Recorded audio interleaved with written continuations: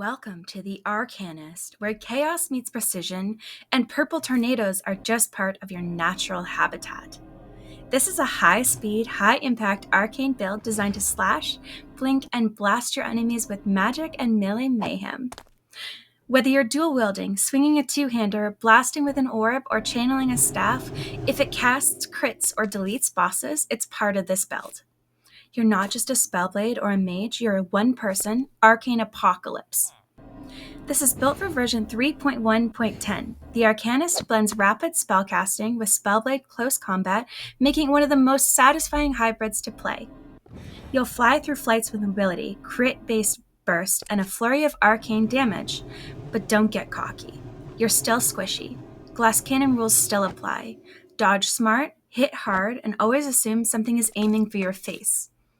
If you're running a different version and something feels off, don't panic. Balance changes happen, and updated builds will always be posted in the Prominence universe community. This build rewards players who can think quickly, blink constantly, and crit so hard the server questions your humanity. You won't just kill things, you're going to erase them from the patch notes. Now let's crack the arcane code and turn you into a boss-melting, teleport-slashing, crit-stacking menace.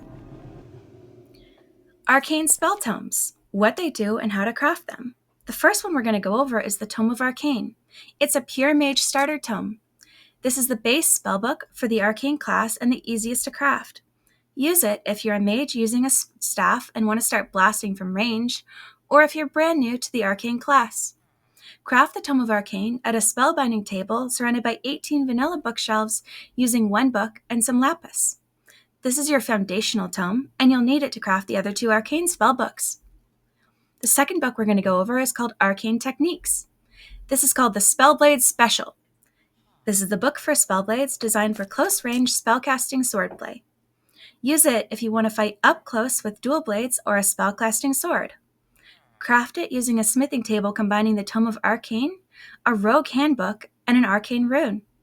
To make the arcane rune, you can craft it in a crafting table with one ender pearl and a cobblestone, or with an amethyst shard and a cobblestone, or you can buy them from a wizard merchant. Once crafted, this tome becomes your weapon of choice. Literally, spellblade attacks scale beautifully with arcane techniques, and the cooldowns are built for high-speed crit strikes and repositioning. And now we're on to Echoes Unleashed, the DPS booster. This tome is for spellblades or weapons with their own spell effects, like Supernova or Ashadar. Use it if your weapon triggers its own spells and you want to max DPS while casting. Craft it with a smithing table using an Arcane Techniques tome, an Abyssal Amethyst, and a Cinderstone trophy. To get the ingredients, an Abyssal Amethyst can be found or crafted or dropped by the Mother of the Deep mini-boss, found in frozen ocean biomes. A Cinderstone trophy, which you get from killing bosses in the Modpack. This tome shines best with spellblade weapons that have their own spells, as its spells can stack, scale, and melt enemies while you're weaving in spellcasts. Think of it as the turbocharged fusion of weapons like Supernova or Ashadar and magic. Which tome should you use? If you're a mage, you're going to want to use the Tome of Arcane. If you're dual-wielding spellblades, Arcane Techniques. And if you're using Supernova, Ashadar, or weapons with their own spells built in, you're using Echoes Unleashed. Now we're on to armor, trims, and enchants. You'll want to wear the Netherite Arcane robe set, top, bottom, and boots, along with the Mage Seeker hat.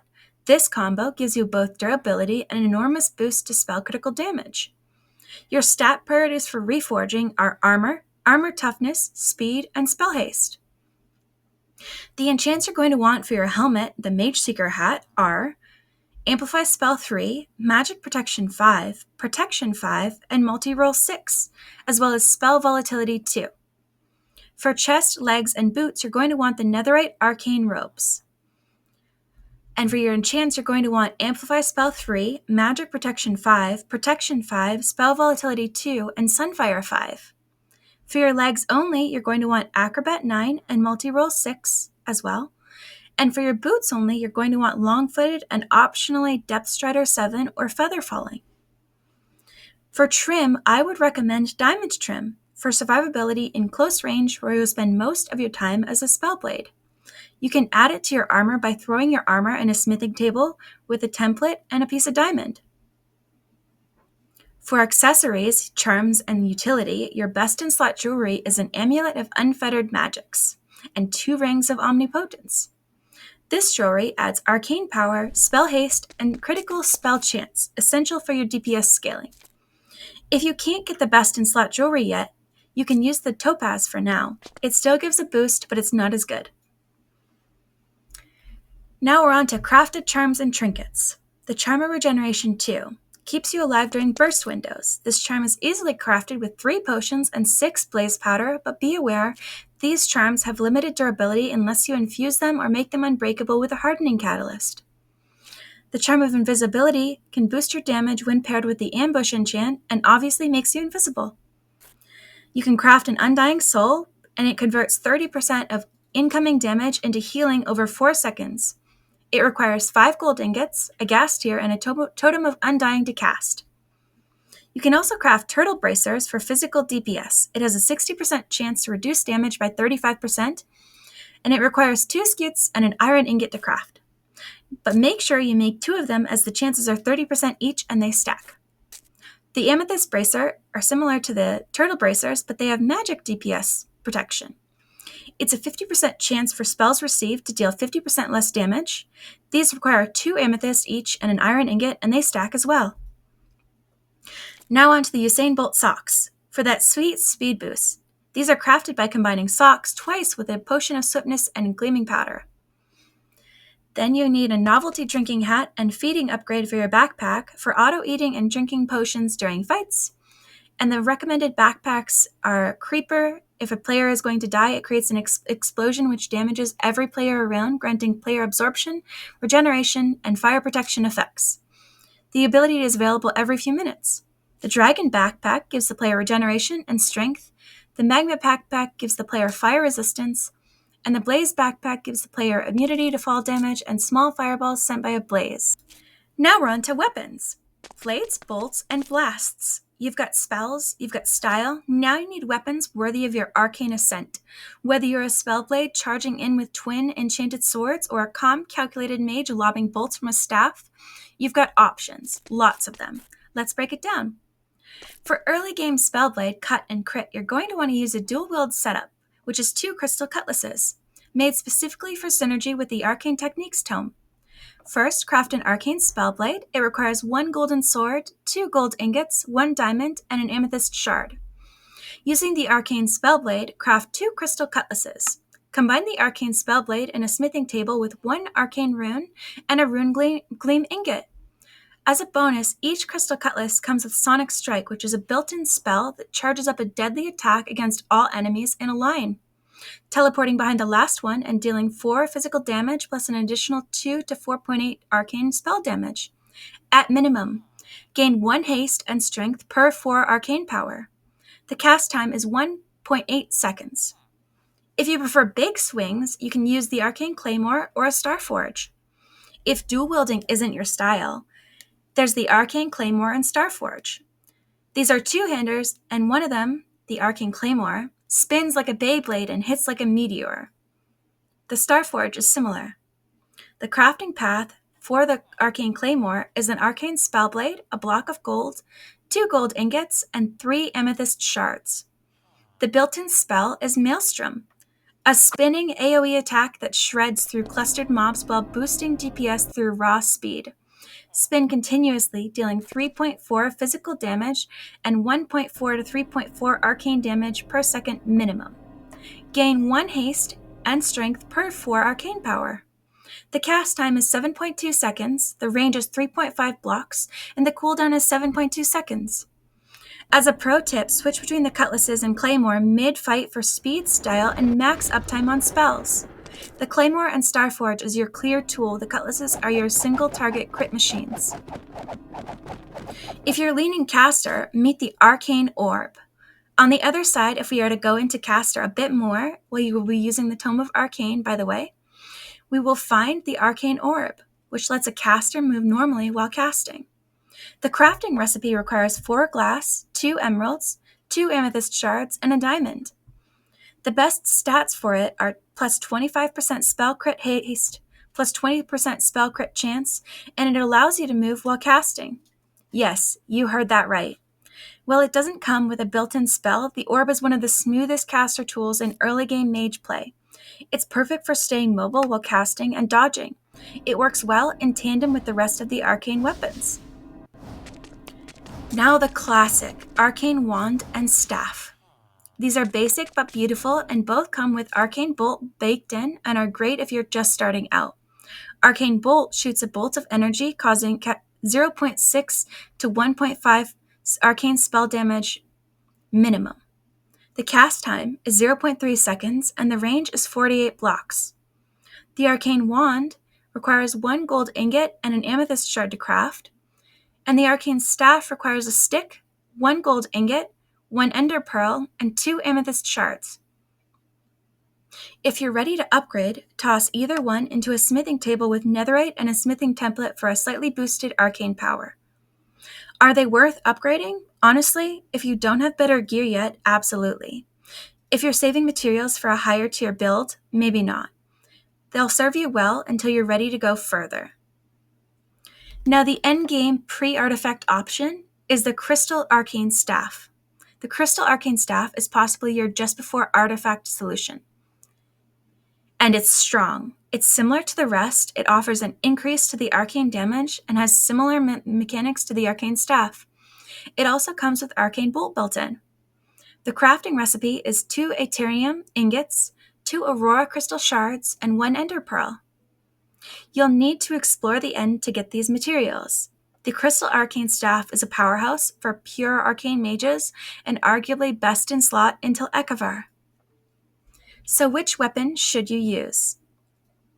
Let's be real. There's no single best weapon here. Each one excels in different ways, and I will show you very briefly on screen. Now, standard melee weapons, cutlasses, claymores, artifact spellblades. They have 6 enchant slots, but if you're using Starforge, you have 8. Here's what I recommend. The core enchants for all melee spellblades should be Spell Power 5 as it boosts overall spell damage. Spell Infinity makes your spells free to cast, and Spell Haste 5 increases casting speed of your spells. Sharpness 6 increases overall damage, and Smite 6 adds extra damage to undead, which is very useful in this mod pack. You're also going to want Critical Hit 2, which is a chance to deal critical hits without jumping. Optional swaps are Looting, which gives you a better chance to get rare loot and overall increased loot output, Ambush, which deals extra damage while sneaking in invisible, which works great with your invisibility charm, Echo 4, and Scavenger, which gives you a chance to reroll loot tables. The Starforge 8 enchant loadout, ideally, is Spell Power 5, Spell Infinity, Spell Haste 5, Sharpness 6, Smite 6, Crit 2, Echo 4, or Ambush 1, and Looting and Scavenger. This turns your Spellblade into a fully automatic purple murder blender. For the orb, you're going to want to use 6 enchants, but you have limited options. So I would recommend you use Ambush 1, Looting, Spell Power 5, Spell Infinity, and Spell Haste 5. This is no fluff. All function. That 25% spell haste and 20% crit chance from the orb already slaps. This just puts it in overdrive. For Ekavar or any other stave, enchant slots are super limited, so you'll need quality over quantity. The recommended enchants are Looting, Spell Power 5, Spell Infinity, and Spell Haste 5. Ekavar is your endgame magic stick of doom. Sadly, enchants are limited, so definitely focus on quality. Now we're on to abilities and spell rotation, unlocking Arcane Chaos. To bring the Arcanist to life, you'll need to take the right spellbook path and know exactly when to cast what. Whether you're slashing through mobs with your crystal cutlasses or channeling arcane fury through a shimmering staff, let's break down how to dominate with each of the 3 tomes, starting with arcane techniques, climbing into Echoes Unleashed, and finishing with the Tome of Arcane. Arcane Techniques is your dual-wielding, instant spells, aggressive burst tome. The core spells are Arcane Overdrive. AoE Pulse around you activates both on cast and on hit. Arcane Flicker is a spell that allows you to teleport behind enemies and strike with Arcane Burst. Amethyst Splash is your sustained damage spell. Rain piercing amethyst shards down on your enemies. Sonic Strike is a heavy burst attack and teleport to last target hit damage. These are made for spellblade weapons like the Crystal Cutlass or Arcane Claymore, letting you stay aggressive and mobile in melee range. Arcane Techniques suggested rotation. Engage with Arcane Flicker, which is your second key, to gap close and immediately deal burst damage. Cast Arcane Overdrive, which is your right click, the moment you're in melee to trigger AoE and on-hit damage. Use Sonic Strike, which is your fourth key, on grouped enemies or a priority target. Cast Amethyst Splash, which is your third key, when enemies are grouped or stunned, to maximize uptime. Weave in Arcane Overdrive, which is your right click, between weapon swings. 0.3 seconds cooldown means spam it. Reposition or retreat if needed, then Flicker, which is your second key, back in and repeat. Pro tip, with the Claymore, start with Maelstrom, then follow the above rotation for maximum AoE and single target blend. Echoes Unleashed is your next tome. It's an artifact Spellblade and Spellblade combo master. The core spells are Runic Echoes, passive stacks, and single target detonation. This ability won't get much use, unfortunately. Echo Storm is a homing vortex that ticks massive damage every 0.5 seconds. This is your high damaging ability and the one you will get the most use from. And then finally we have Reverberating Ray, which is a line nuke that repeats based on unleashed stacks. This setup is perfect for weapons like Supernova or Ashadar, where your artifact weapon already casts spells and you're weapon switching to a staff for the Echo Storm ability and to gain stacks.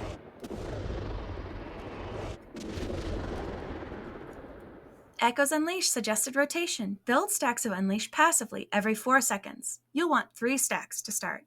Open with Echo Storm, which is your second key, casting it 4 times to get ticking AoE started, then switch to an Arcane Claymore, casting Maelstrom for its entire duration. Cast Runic Echoes, which is right-click, occasionally for a quick snipe or to spend stacks, even though it's a bit of a waste. Go back to Echo Storm, which is your second key, casting it 4 times for a burst of damage. Use Reverberating Ray, which is your third key, once you have 2 to 3 unleashed stacks and a line of enemies coming toward you. Drop Echo Storm, which is your second key, again when its cooldown is up or sooner with a stack. You're playing a rhythm game. Stack, spend, echo, nuke, repeat. Finally, for the Tome of Arcane, it's a full mage channeling and distance damage tome. The core spells are Arcane Missiles, your spammy primary range spells, Arcane Blast, which generates arcane charges, Arcane Beam, which channels a sustained beam, consumes arcane charges, and Blink, which teleports you forward instantly. This is the true mage style. Combine staves, wands, or the Arcane Orb with these spells for high uptime channel-based nuking and maximum critical scaling. The Tome of Arcane suggested rotation. Engage at range with Arcane Blast, which is your second key, to begin stacking arcane charges. Cast Arcane Missiles, which is right-click, to chip at distance and pressure multiple enemies. Once you have at least 3 arcane charges, channel Arcane Beam, which is your third key, for big sustained DPS. Use Blink, which is your fourth key, to reposition or to kite while beam cooldown resets. Repeat. Blast, missiles, beam, blink, repeat. Stay at mid-range and abuse spell haste to chain cast smoothly. Cooldown warning. Arcane Beams scales its cooldown based on usage, so don't spam it. Use it wisely for big windows of sustained damage. So which spellbook should you be using? I will show on screen just to explain what each spellbook is best for. Now we're on to abilities and skill tree pathing. Start by grabbing Enigmatic Knowledge, then choose Magic Penetration twice. Then focus on picking up every arcane power node you can find. These are your main source of increased arcane damage. From there, follow this path. Plus 8% Omni-Vampirism node grants you Lifesteal, which is great for sustain. Critical Thinking reduces base spell damage but massively boosts spell crit damage.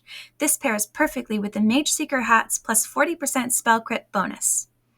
Empower and Attunement increases your spell damage by 2% per stack of attunement, giving you excellent scaling. And the Arcane Archmage Fate is your final major node. It significantly increases both arcane damage and spell critical damage. Once you've locked in the key arcane path, spend your remaining points on utility and hybrid support. Extra arcane power nodes, armor toughness, armor efficiency, maximum health, and physical damage, since you're frequently swapping between staff and swords. Your artifact weapon and skill tree is next. Once it's time to craft your artifact, I recommend you go for Ekavar, which once it's fully upgraded will become Alnair, the Bright Star. When upgrading your artifact weapon, follow this order. Plus 2% spell haste, plus 2% spell critical chance times 2, plus 2% spell critical damage, plus 2% spell critical chance, plus 2% spell haste, and finally Arcane Infusion, which adds 30% arcane power and 20% corruption. And there you have it, the Arcanist in all its blink-happy, crit-spamming, spell-slinging glory. Whether you're dual-wielding like a magical anime swordsman, channeling beams of pure ego at 64 blocks away, or just watching your spells go burr while you sip potions with your drinking hat, this build has something for every flavor of chaos. Remember though, you're squishy, you're flashy, and you're very likely to explode, either the boss or yourself. That's just part of the Arcane experience.